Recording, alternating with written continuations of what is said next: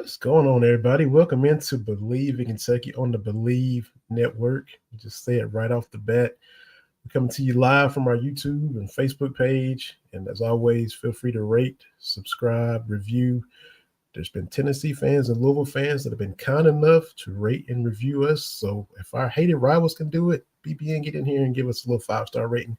We'd appreciate it. Our last episode ended with our guy Aaron Gershon moving down to Florida to be the SID at New College of Florida. So we have a new co-host to welcome in, also doing his thing with the Cat's Paws, doing his thing here with us on Believe in Kentucky. Cole Parke is here from the Peach Jam, man. Welcome to the podcast, Cole. Thanks for having me. Very happy to be here and very excited to kind of pick up where Aaron left off. Aaron's been one of my real good friends in this industry and in this business for the last 4 years. I've been doing it first as a student and now with the Cat's Paws. So very excited to pick up where Aaron left off. Hey man, he had your ears might have been burning like the old people say, but he had nothing but good stuff to say about you. I've seen him, shouting your praises on social media before you came on, and since he's already been in Florida still on Twitter, talking good stuff about you, man. So already seen your content from the Peach Jam, which is where you are now. So glad to have you here. And just real quick, for those that don't know, you just tell us a little bit, whatever you want to say to the listeners, a little bit about your background. You mentioned the Colonel already, but just tell everybody, who is Cole Parke? Absolutely. I grew up in Richmond, Kentucky.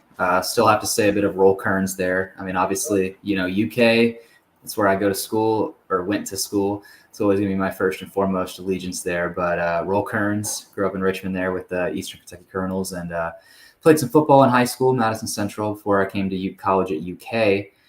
Got into journalism. I knew kind of going into college that sports journalism is something I wanted to do. And I got started with the Kentucky Colonel. Worked my way up to be a assistant sports editor as a freshman, became sports editor as a sophomore. I held that position for 3 years and got to meet a ton of people, go to some really cool places, got to see some not great things too, namely Oakland and St. Peter's. I was at both of those. Seen 2 court stormings against Kentucky in my time at LSU and at Clemson this past year. So a lot of highs, a lot of lows though. So I've got to cover 4 NCAA tournaments. I've been to a bowl game.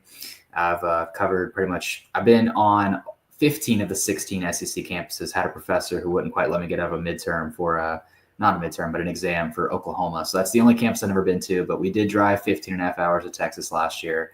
And before they joined, I'd been to all 14 campuses, with LSU being my last. So I've been doing this for 4 years now and made some really great connections, really great friends, and done work that I feel pretty proud of. And when Aaron told me that he was planning on heading down there to New College of Florida, I was super stoked for him. That's my guy.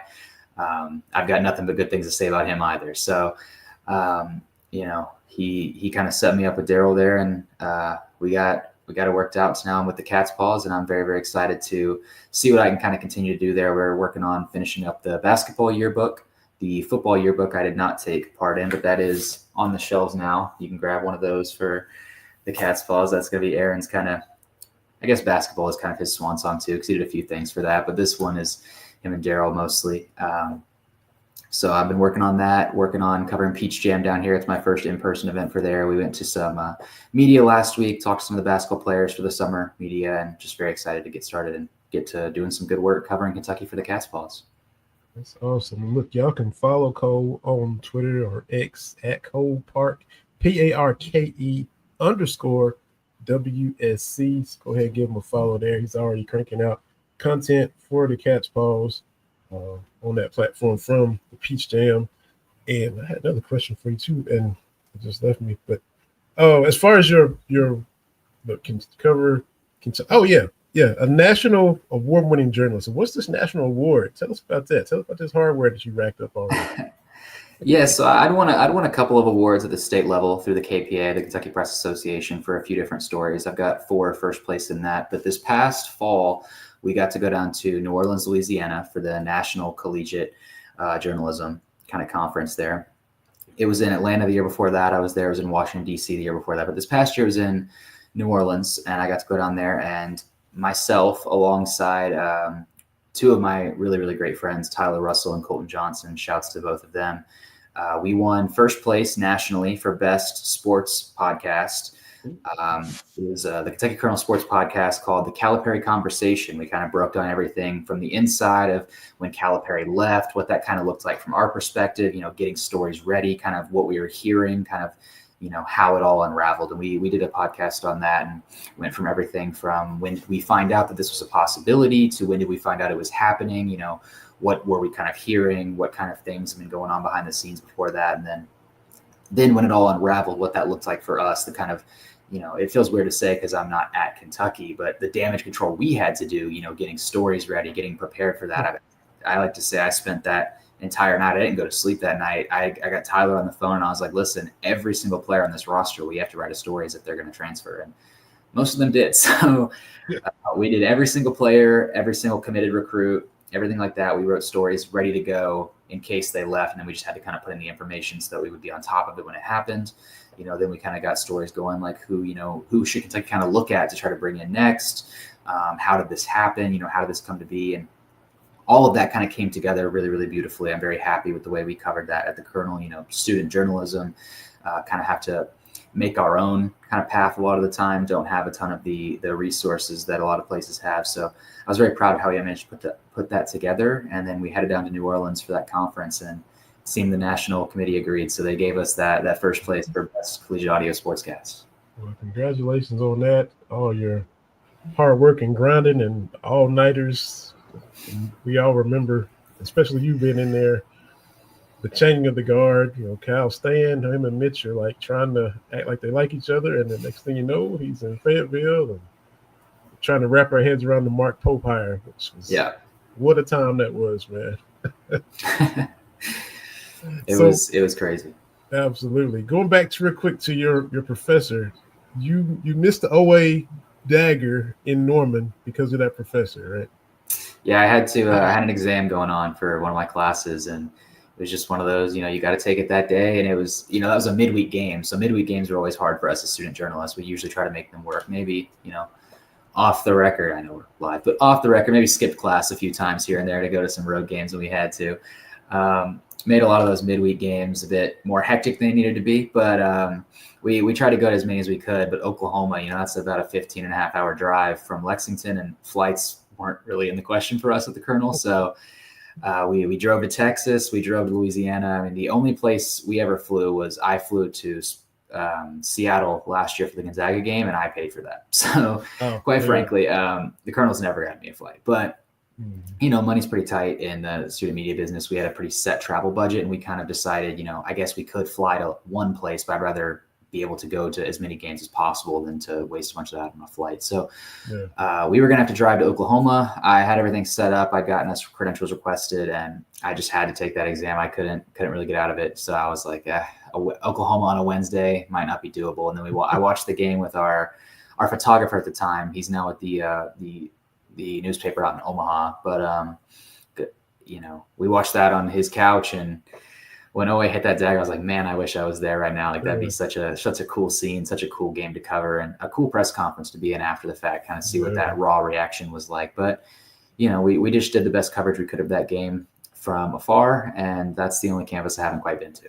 Yeah, you'll be checking that off the box real soon for sure. Yeah. As far as your fandom, who you got, NBA team, NFL, MLB teams you follow, or things like that? Oh, I'm trying to put a target on my back already. Most people don't like this. Yes, so I've always been, as long as I've been alive, a massive, massive Boston fan. I've traveled to Boston multiple times in my life. I went and toured a bunch of colleges there. I was all but committed to a college up in Boston before I ended up switching to UK. It's probably one of my favorite cities on earth. So Celtics, Red Sox, Patriots, Bruins, I've been to all their stadiums. I've been to games for a couple of them, love them all. Seen multiple titles in my lifetime. I'm pretty partial to those Boston College Eagles as well. Mostly a hockey school. It's funny. People ask me covering Kentucky, like, what teams do you dislike the most? And, a lot of the usual answers, like your Louisville, your Tennessee, and they get confused when I say the Denver Pioneers. They're like, why do you hate Denver? I was like, you just wouldn't understand if you don't know BC hockey, you wouldn't understand. But I've seen too much heartbreak in my time right there for that. So Boston is that's my pro sports heart right there. I got you. So you come in and sweeping all the errands, New York, right on out of here. You bring him to Yeah, Boston. All right. unfortunately. So, as you know, we were, of course, show focuses on Kentucky, but, we would talk Giants and Knicks and Yankees. And me being a Cowboys fan, we were oil and water there. I'm a Braves fan, so I can't stand the Yankees based on what they did to the Braves before y'all were born. A couple of World Series daggers that, I still. But Jim Leyritz, who went to UK, hit a killer home run. As a member of the Yankees in the Braves, that was kind of turned that whole series around. We had Jim on and talked about that, and that was really cool. But I softened towards him because he is a cat, but you still did me dirty. You know how it is. Yeah. Your whole Denver Pioneers hate. You know how this stuff works. Yeah. We get so wrapped up in it and consumed by it, and it just so much. Yeah. I've got a picture that I send all the time. It's like one of those big poster dunks, and I always put the Red Sox logo on the Yankees on it. And you can absolutely believe every single time we beat them, that gets sent to Aaron Gershon. Every single time.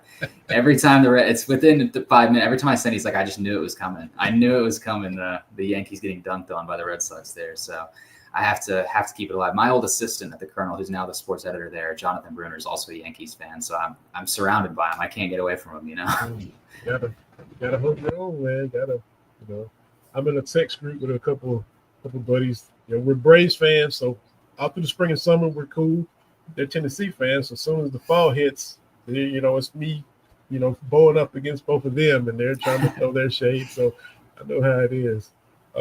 Been to New York and Boston, been to Fenway. Haven't been to Celtics or Patriots, but went to a couple games at Fenway, which was amazing, as you already know. So we'll definitely be talking some Boston stuff. Most recently, Amari Williams is up there. Amari Williams, Boston Celtic, and with the year we're about to have with Tatum out with his ACL, he might actually see the floor pretty consistently. Might be able to kind of actually get him a spot in that rotation. I try to stay impartial in my coverage as much as possible, but I'm rooting for Amari Williams big time. Not just as a former Wildcat that I've gotten to talk to, a great guy, great interview. He helped me write a story that I'm really, really proud of about when they won in Tennessee last year, about Godfidence and kind of their faith propelling them to that victory. He gave me some fantastic stuff for that. He's always been great to me. And then getting drafted by the Celtics, I mean, especially when you cover college, it's such a special feeling to see a player that a player that you've spoken with, a player that you've covered in college, and then see them on your team. You're like, it's everything you could ask for in so many ways. Absolutely. And I'm the old head on here, older than you, but the same way, being a Rockets fan, Reed Shepherd grew up right in between us, halfway between you and Richmond and me in Eastern Kentucky. And now that he's, with the Rockets, I've been rooting for them since the 90s, right before they won a couple titles. Cool to see, a kid from not only Kentucky, but pretty much home. Yeah. The 606 down there playing, for the Rockets. So, yeah. We talked about Peach Jam before, we let you introduce yourself. So tell everybody what's going on with the Peach Jam, who you watching, and how's it looking, and what's the game's been like so far? It's pretty great. I'm thinking about after this, I might apply for a position as Mark Pope's shadow, kind of just follow him around everywhere, see who he's looking at, see what's going on there. But there's been a lot of players I've gotten to talk to. It's been some good stuff. Seen a lot of really good plays out there. The story I wrote for the Cat's Paws that went live today for our VIPs, I wrote about Obina Kesey Jr., obviously the son of his father, the same name, played at Maryland, ended up going to the NBA for a little while. But he's looking really, really good. He's right now the number one center in the class of 2027. So still a junior. He said right now he's not really looking at reclassifying, but so maybe a player to look for in 2 years. But he talked a lot about Kentucky and Mark Pope, and more importantly about how Mark Pope was a big who won a national title, played in the NBA, and he gave some really good content for that. I was very, very proud of how that turned out. I called Aaron and we were talking about it today. And I, just reading that story and some of the quotes he gave, I mean, a lot of players are kind of cagey sometimes, and especially when you're dealing with some of these high school recruits that aren't as media trained, you're not always going to get the best quotes, but Obina was fantastic in what he gave me. He gave me some really, really interesting stuff, some very valuable stuff. He brought his receipts. I said in the story, he was talking about Amari Williams. He was talking about Duke, all these other teams, and the way teams have used actual specific players with examples to kind of back up what he's talking about. And he seemed to really be positive on the way Kentucky plays through their bigs, the way they played through Amari last year, and how that helped that team find so much success. So I thought he had a lot of really interesting stuff to say. We spoke with Tyrone Jameson, obviously a very, very top player there in the class. He's one that he was talking about. He talked a little bit about Kentucky. He talked a lot about John Calipari at Arkansas as well. I spoke with Ikenna Lotzi, I believe is how you say his name. He's cut his list down to 8. He's obviously in the class of 2026. He's cut his list down to 8, and Kentucky's in that list. He's out of Arizona, so they're obviously trying to recruit pretty hard against Arizona, Washington, a lot of these West Coast schools. On the East Coast, you got schools like Alabama that are pushing really hard. Louisville's in the mix for that one as well. Then you look at Team Takeover, you got 2 UK possibles there. You got Jordan Smith Jr. There's a lot of kind of back and forth with him. Some people say Kentucky, some people say Duke, some people say all these other schools, but he's one that's been watched big. You got Caden Samuels there, another one that Kentucky's really looking at. Just so many guys. I mean, I've got a list over here on my phone that's probably 25, 30 names long of just different people to try to keep in my mind when I'm walking around. This is, you got to understand a Peach Jam. There's like 6 gyms. There's games going on all at the same time. You're kind of just – it's kind of just a constant game of, all right, where's Mark Pope? Where are the assistant coaches? Who's watching who? You know what I mean? So I was watching. They had Hart was in there watching Tyrone Jameson, while Pope was in the other room watching Obina. And sometimes they go to the same place. They're both in there for Team Takeover, obviously with 2 players on that team that they're kind of interested in. There's a few players that have already received offers that are kind of playing here. So just so much going on, and it's constantly.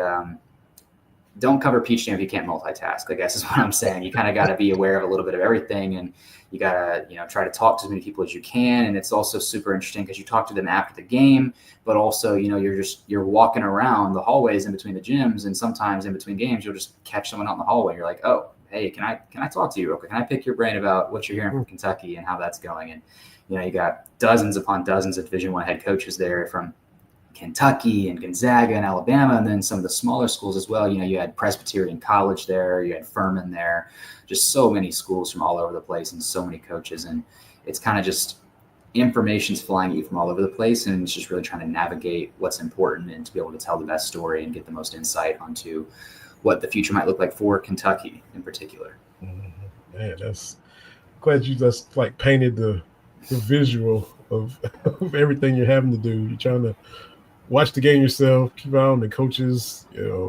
network, just pick people's brains, talk to, hey, this would be a good guy to talk to, and see if they'll talk. That is amazing. Were you talked about being Mark Pope's shadow or applying for that position?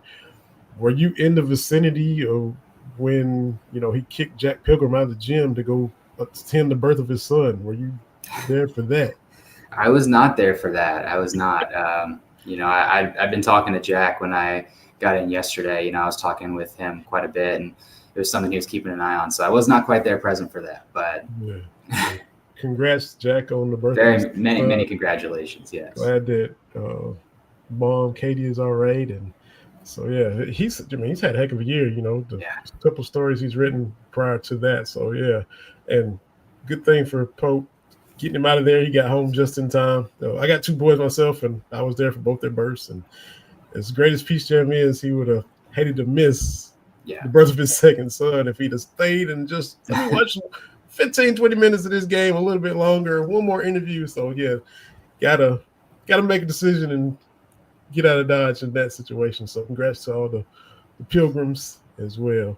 You mentioned Obina Akizi. And I better cut you off, man. My bad. I was just gonna say, many congratulations to him. Jack's a fantastic dude, fantastic person. So more congratulations for his family. Just very happy for him and wishing them nothing but the best. Yeah, for sure. You mentioned Obina Akizi, and again, me being the old head, I remember his dad. The first thing, and this isn't the first time it happened, but like, wow, I saw that story and I'm like, man, I remember his dad at Maryland.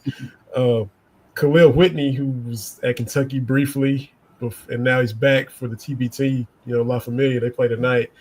He talked about when he left, I think he ended up playing a stint for Patrick Ewing Jr. And I'm like, okay, look, Patrick Ewing, I watched his dad. I was a kid, But Kentucky make the Final Four in '84. I'm 7 years old and playing Georgetown, and Patrick Ewing, big, bad, ferocious, intimidating Patrick Ewing. His son, as sometimes happens, wasn't as good, but he played. I remember him. And now I'm like, his son is coaching. I'm like, good Lord. So time flies. I got the sons of guys that are becoming coaches now. So that is crazy. But yeah, I mean, I'm still wrapping my head around the fact that Carmelo Anthony's son is playing college basketball next year. It doesn't register for me, See, as young as you are, it's already happening. It sneaks up on you fast, man. It really does. Like John Wall committed, and people are like, it was 15 years ago today. I'm like, wow. And it really, 2009, 2010. You probably saw the snippet of Jaden Quaintance, and Aaron and I talked about it a couple episodes ago. The first Kentucky player he remembers is Karl Anthony Towns. Mm-hmm. Like, oh my God. Yeah. But he'd have been like 7 years old when Cat was here. So, it's just wild how I remember being a child and my dad told me that John Calipari was hired at Kentucky. So I'm sure, I know there's a lot of people there's like, I remember exactly what I was doing. I was at work when John Calipari got hired and I was a kid. My dad was telling me, can you remember that name? Can you remember John Calipari? That's our new coach. I was like, yeah. And now here you are grown and covered his departure from Kentucky. Yes. Yes. Really saw the rise and the fall, I guess, Yeah, for sure. And I remember, he'd had a couple little things, with Canby at UMass, a little stuff for Derrick Rose, and I remember just kind of like holding my breath. I'm like, just don't get us in trouble. Like if you come, I hope he comes, but just let's not have any issues. And it was smooth pretty much his whole tenure here, and I just remember that being my first thought. It's like, this dude's got a few little things. And then we go to Mark Pope and, saw him win a title in '96. Tony Delk, his teammate, was the co-host on this podcast for a year. So we talked about all those teams and all of that. And I was like, well, Pope's over there in Utah. Okay. But we don't really have a former player that really ready to come to Kentucky. Like North Carolina, they do that all the time. They keep it in the family. And I'm like, I don't know if we really have a guy like Pope's doing okay, but is he ready for us? Had to wrap our head around him. Yeah, I mean, coming and especially when you take into account that a big reason some people had soured on Calipari was just the NCAA tournament results. The first round exits. You hire a guy, Mark Pope, who's never won a tournament game before, and granted, he was at BYU before they were throwing just truckloads of cash at people, and he was at Utah Valley before that, but he had never won a tournament game as a head coach. And then you had the previous year before that, it was obviously a bit overshadowed by Kentucky losing to Oakland, but BYU was also upset by Duquesne, which kind of snuck its way in there after winning the A-10 there. Mm-hmm. So I think that initially a lot of people were just like, what are we doing? It feels like we're, at best making a lateral move, at worst going down. And, I think what was just so amazing to me to see was how negative it was early on. And I have a story published on the Kernel still about, some of those reactions. I got to put some wild tweets on that story because I had the excuse of using it as a story, and I got to put some crazy tweets in that thing. But, and then just immediately saying, all right, let's just try to rally around this guy and hope for the best, not expect the worst. And then year one, just winning at Duke. I was there, and I was telling our photographer, I feel like just being a sports fan, I tend to err on the side of pessimism. When my team's in a position to potentially blow something, my mind's just like, well, they're going to blow it. That's just kind of where I go to as a sports fan. I just expect to be let down by a lot of teams, which I guess doesn't make a whole lot of sense as a Boston fan, not to brag. But it's like a title for every year you've been alive, basically. When you combine them, Patriots, quite a bit of titles. Celtic, I mean, I don't know. You're 27 years old. There's 15, 17 titles. That's fine. Feel how you feel though. I've seen every team of mine win a title, we'll say. But I just tend to err on the side of pessimism with sports. And I was telling him in that Duke game, that was, you're writing a buzzer game or like a story that's going to go out right as the game ends. You're kind of writing during the game and kind of, you don't want to anticipate what's going to happen. But once it starts getting late in the game, you kind of have to decide, all right, do I think they're going to win this game or do I think they're going to lose it? Because I have to start setting that up. And it was one of the only times ever covering Kentucky at that point, that it was really close late against a really big opponent. And I was just like, you know what? I think they're going to win this game. I really do. And then Cooper Flagg has his 2 turnovers. They ended up getting that win. That was one of the coolest wins I've personally seen. And they go on, a brutal SEC that got 14 teams in the NCAA tournament, previously unheard of, not only beating the previous record, but beating it by multiple teams. And then, just a gauntlet, and they get some big wins. They get big wins on the road. They get big wins all over the place, and then going to a Sweet 16 year one. It's just, I think it's so fantastic the way he, everyone knew Mark Pope was a competitor. Everyone knew Mark Pope took this seriously. Everyone knew that he cared about Kentucky, playing under Rick Pitino. But I just think it's amazing how it's only year one. You don't want to get too ahead of yourself, but already in year one, how he's kind of risen to that occasion and how important that Kentucky team was last year. Because it got said a lot, but I feel like it can't be lost that he was behind in building a team. So many of the other top players already started finding out where they're going to go. And if they didn't know where they're going to go, they'd already heard plenty where they were kind of weighing a few options. Mark Pope had to come in there and just kind of start from scratch, build all of that. He gets Jackson over from BYU, gets Colin Chandler to flip his commitment, sure. But you bring in guys from Drexel and Dayton, and obviously Kobe Brea was a sharpshooter. Everyone knew what he could do at Dayton, but you're getting guys to Kentucky out of Drexel and Dayton, and guys who are unproven, guys who could be something great. And you turn a guy like Otega Owe at Oklahoma into Otega Owe at Kentucky, where he's hitting those game winners and just being one of the best players on the floor every night. And going into this year, people saying he could be a player of the year kind of guy. And I just think it's so special the way the difference in the program after just 1 year and the way people treat the team and feel about the team has just been amazing to see. Absolutely.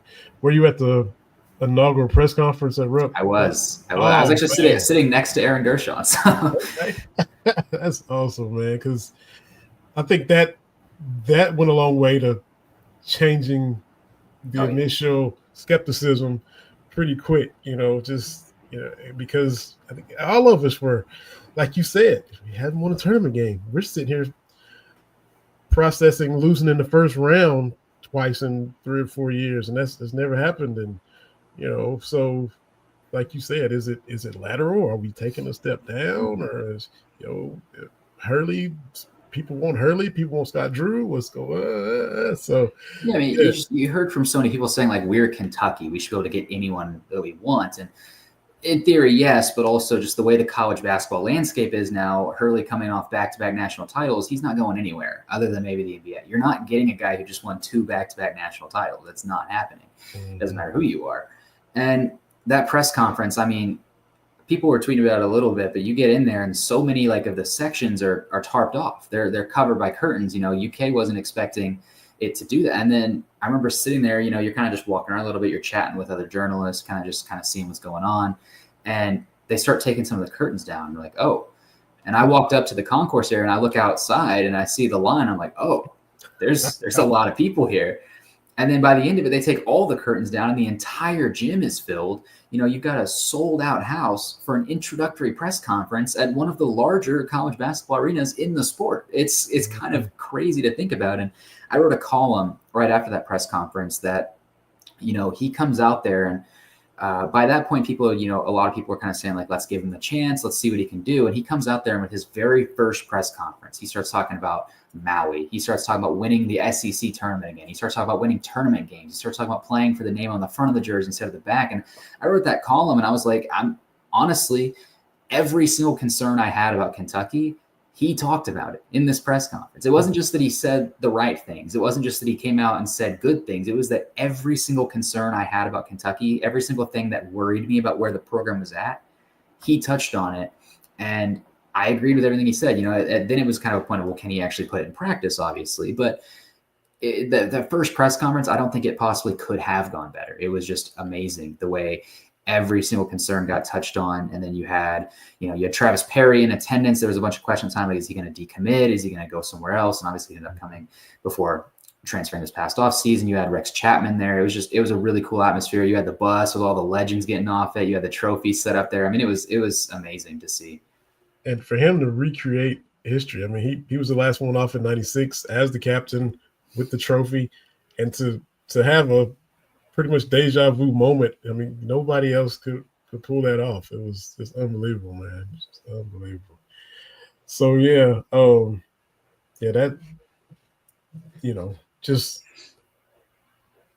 it just galvanized everybody. Like you said, there were concerns. You're wondering where it's going to be.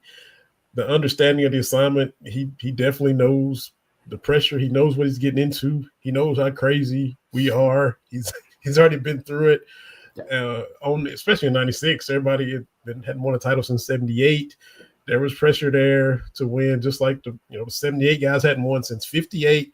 There's pressure for Joe B. Hall Yeah, I replacing mean, all that. you So come in too after the whole just disaster with Eddie Sutton and the program being on the brink of a death penalty before Rick Pitino comes in there, and then to get that national title in '96, the way they did it, the way Mark Pope helped lead them, that it was just such a special. I wasn't alive in 1996, I hate to say, but I've done plenty of reading, so I can only imagine what it was like to actually witness it. But that's just such a special, so one of those all-time special stories in sports, I think. it was, and it was crazy. I mentioned, I think before we started, Tony Duck was a co-host on here for a year, and his 4 years at Kentucky was coincided with my 4 years in high school. So he's a freshman at UK, I'm a freshman in high school, and just watched it culminate to the championship in '96. So a lot of the episodes, first of all, the year he hosted was the COVID year. The team wasn't that good. That was a 9-16 year. So talking basketball, the fan base, we're trying to look, there's a worldwide pandemic. We're struggling this year and not playing so. A lot of it was just me asking him stuff that I just kind of interviewing him. I'm talking about his time there, players that that gave him trouble or were challenging for him, his time in the NBA, all of that stuff, Bill Kitely, the denim, uniforms, all of that. So it was a lot of fun, and it's their archive and to get to do it. Had him back on, I think last year with Aaron talking about the tournament, and I still text him, and he hates the Cowboys. So every time they lose, I get some kind of trash talking text from Tony Delk. So that whole thing, just the way you do Aaron, Tony Delk when they lose. And Aaron said he's going to come back from time to time too, because he still wants to, vent and talk about whatever. So we'll have him on as a guest from time to time as well. So. Yeah. Hey, special last few weeks for Tony Delk too. So I got into some modeling there. Lexington Sporting Club unveiled their new blue kits that are kind of honoring the icicle kits that UK had, and they had Tony Delk as one of their models showing that off. So got to. For sure. So what's on tap for the Peach Jam tomorrow? Who are you trying to talk to? How are you trying to multitask for tomorrow? I kind of go in every day just ready for whatever it's going to throw at me. I'm going to try to get some. I got this list here of. And kind of see all these people that Kentucky's targeting. So got to see a lot of who's playing tomorrow too. They're starting kind of elimination games today. So certain teams are going to be hitting the road. Certain teams are going to be sticking around. And I'm just going to probably just follow around Mark Pope, see where he's going and see who they're really looking at and going from there. Obviously try not to touch too many of the same players I've already talked to. Try to get some new ground there. But really just going to try to see who they're looking at and who, it's kind of like he'll kind of tell me who to talk to just by who he's looking at, So you go to the game, know who they're talking to, know who they're interested in, and just see, all right, who's being prioritized right now. So you are that's a good strategy. Follow Mark Pope, like you said. That's definitely a good plan of action. And then outside of that, sounds like you're just doing your best to stay organized amid the chaos. Yes, and keeping up with SEC Media Days too in the background. I'm reading not there personally, but I'm reading all the transcripts as they get posted with Josh Caddis, Alex Safari, Mark Stoops. So just so much going on, so much to keep up with, and doing my best to stay on top of it. For the dead of summer, somehow there's still stuff to talk about, stuff to keep up with. Let's shift over to the football a minute. You admitted you love basketball more, but that doesn't mean you're gonna have to do your job on the football side for the beat. You're gonna cover everything and do a great job. So football season, talking season starts. We just finished with media days in Atlanta.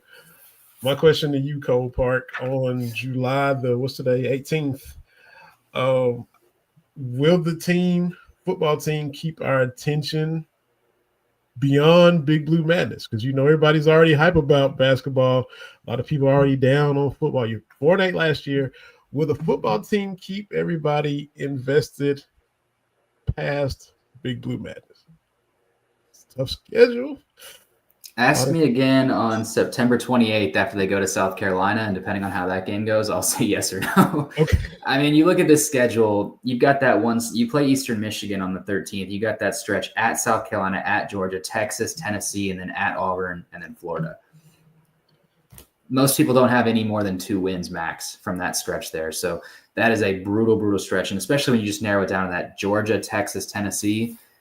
Yeah. I mean, it's not even their fault necessarily, because those are games that most people wouldn't expect them to win. But, any football team in this country is going to have a hard time keeping everyone's attention, especially when you got basketball being what it is.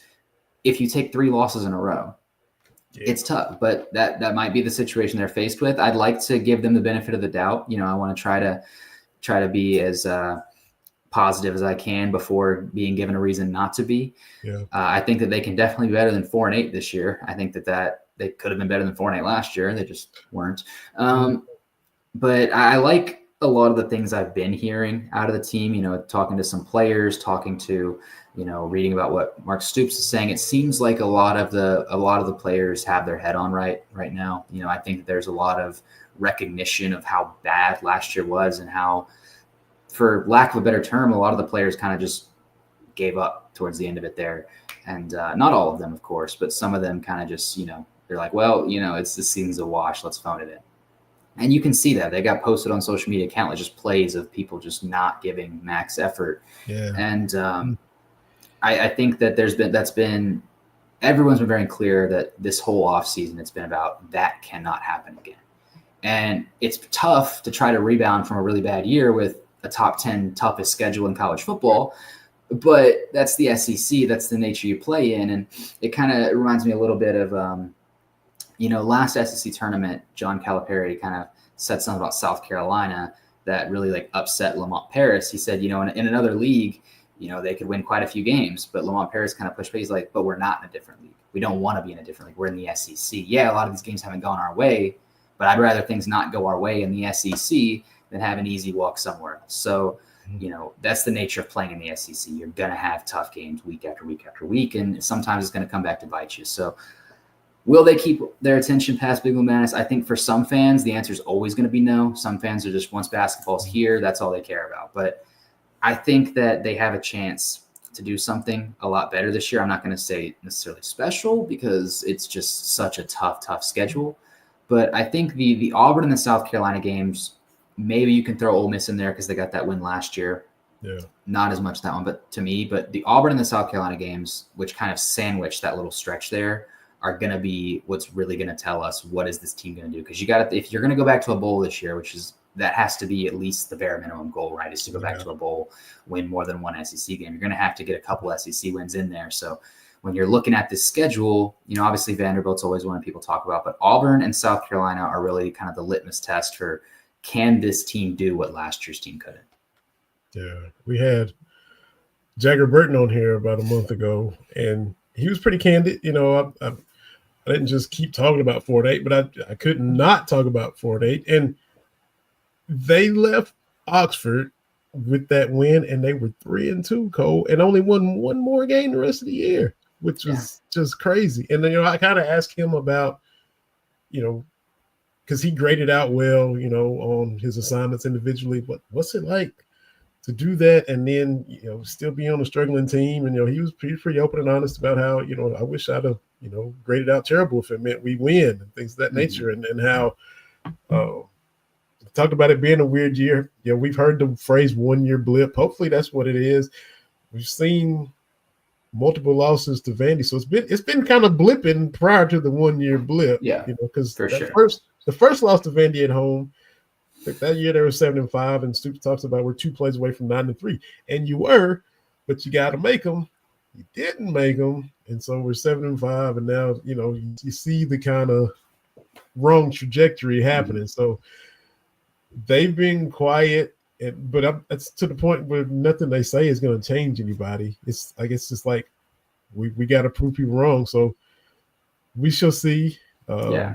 I mean, I grew up in the South, right? So I was always taught by my grandparents, they say almost only counts in horseshoes and hand grenades. That's And, right. you know, you play in football, that's the case sometimes. I mean, look at last year. How almost did they almost beat Georgia? It was right there. But Mhm. at the end of the day, you don't beat Georgia. And then that's all that really matters, because at the end of the day, it's a loss. So Yep. you were right there. And I understand fully that sentiment, how many just almost there were. But now you got to, it's the kind of year now for Kentucky where almost isn't good enough. You're going to have to just do it or not.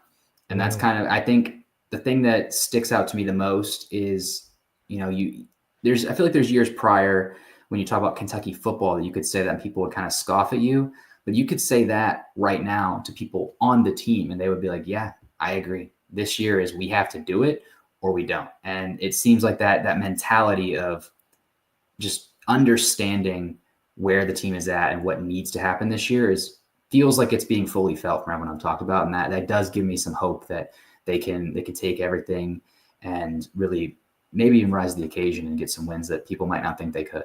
Yeah, yeah. You mentioned that brutal stretch, and it definitely is.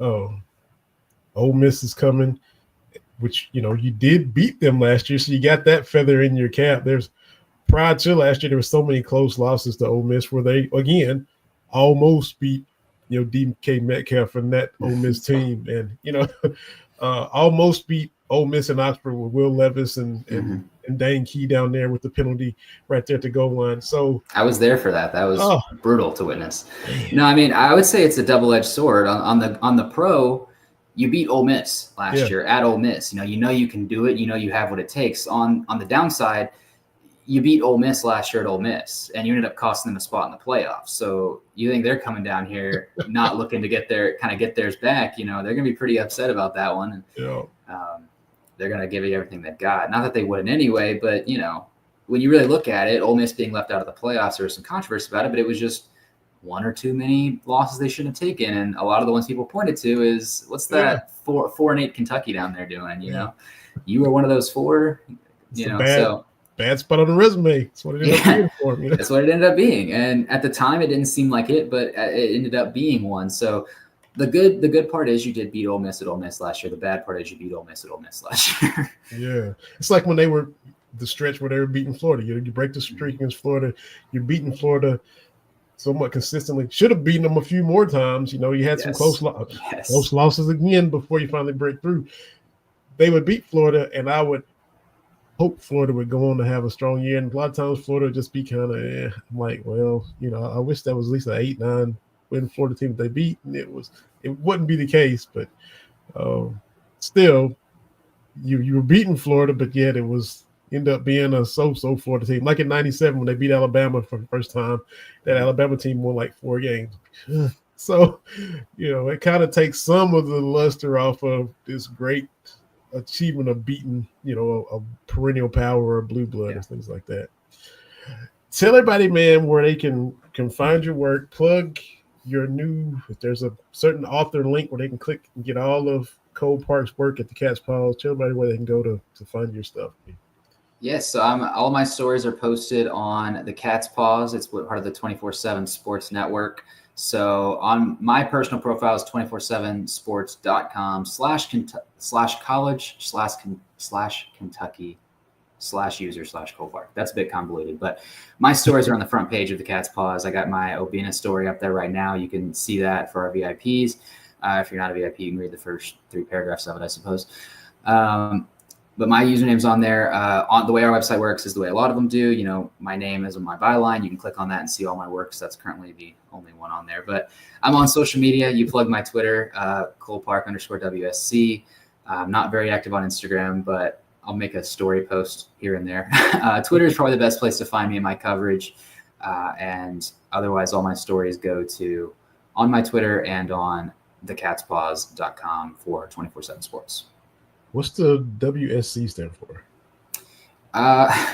Well, I went to college and I wasn't sure how to kind of get into the sphere. So I didn't know what the Kentucky Colonel was when I went to UK. So I was planning on just kind of trying to start my own thing, trying to my own little blog, my own brand, and it was going to be World of Sports content. So okay. That's what it was. I would just try to do my little reach out, like Instagram DMing players for interviews and trying to go to games and buy a ticket and like write on a little notepad what's going on and write up a little write-up after the game. I was just trying to make my own path, you know what I mean? Because I didn't know how to get involved. I just knew I wanted to do it. So I was going to try to pave my own way. And then I got started with the Colonel and kind of took off from there. Good stuff. I'm going to try to go back and find that Colonel piece about all the wild tweets with I can send it to you. Not a problem. I can send it to you. Yeah, I'm going to hit that rabbit hole. Do that, man. Well, it's been a fun first episode, Cole, man. Appreciate you being on the podcast. Look forward to talking, football and basketball, all things UK and anything else in the periphery, sports-wise. It's about to ramp up now, and can't wait to read more stories at the Cat's Paws. You talked about just one being there, but you're about to have that. You'll be cranking them out before you know it. So. Got one coming out soon. I'm more of a basketball guy, but like you said, I'm not gonna give any less to football. I'm here to do my job and do the best I can. I've got a story on Alex Safari coming out soon based on what he said at Media Day. Is going to tell his story a little bit about trying to play the wrong football. I mean, he's from Ghana there, so he came up here about to play football thinking he was going to play some soccer. So I got a story coming about that. I've got a couple more coming out of Peach Jam, which will be VIP stories about, some of the other guys I've talked to, some of the guys I'm going to talk to, and kind of where their head's at, what we kind of got coming out of that. So hopefully my page will start filling up a little bit soon, but just excited to get started and excited to, be on my first episode of this and get started with this and see all what we can accomplish here. Absolutely. Y'all can follow us at Believe in Kentucky, BLEAV in Kentucky on Twitter and Facebook, and throw out some podcast clips on TikTok as well. Follow me at Vinny Hardy, Vinny with a Y, Hardy with a Y, and A Sea of Blue. Usually always post these episodes of the podcast on their site as well. So we appreciate Jason Markham and everybody over there that cranks out our content there. So for Cole Parke, appreciate you on your debut. My name is Vinny Hardy. This has been Believe in Kentucky. Rate, subscribe, review. Go and give us a little 5 stars. We'd appreciate it. It helps the show grow and helps more people find us and all that kind of good stuff on the algorithm, Apple Podcasts, wherever you listen, YouTube, subscribe and watch. And we'll be back doing this on a regular basis. Looking forward to the season starting up. So we'll holler at y'all later. Go Cats. This has been another episode of Believe in Kentucky on the Believe Network.